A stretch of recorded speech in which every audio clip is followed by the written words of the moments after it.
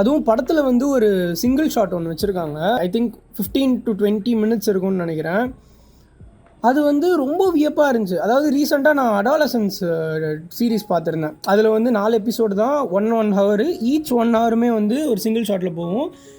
அதை பார்த்துட்டு இங்கே வந்ததுக்கப்புறம் கூட ஓகே, இதை எங்கேயும் பண்ணுறாங்க, அவ்வளோ இன்னோவேட்டிவாக, அவ்வளோ எஃபோர்ட்ஸ் வேணும், அதுக்கு பெர்ஃபார்மர்ஸ் எல்லாமே அவ்வளோ ரெடியாக இருக்கணும்.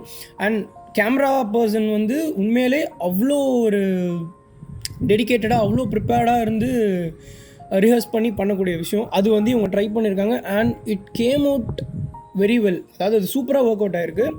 அண்ட் இது வந்து நீங்கள் நோட்டீஸ் பண்ணுன்றதுக்காக சொல்கிறேன். It's not like a spoiler. கரெக்டாக இந்த கனிமா பாட்டோட சீக்வன்ஸ் செட்டப் ஆகணும், உங்களுக்கே தெரியும். அதாவது அந்த சாங்க்கான காஸ்டியூம்ஸில் இருப்பாங்க. அண்ட் இந்த செட்டப் நடக்கும் போதே யூ ஸ்டார்ட் அப்சர்விங், அதாவது நோட்டீஸ் பண்ண ஆரம்பிங்க. ஒரு மூமெண்ட்டும் ஒரு இது நோட்டீஸ் பண்ணுங்கள். அவ்வளோ அழகாக இருக்கும் இது.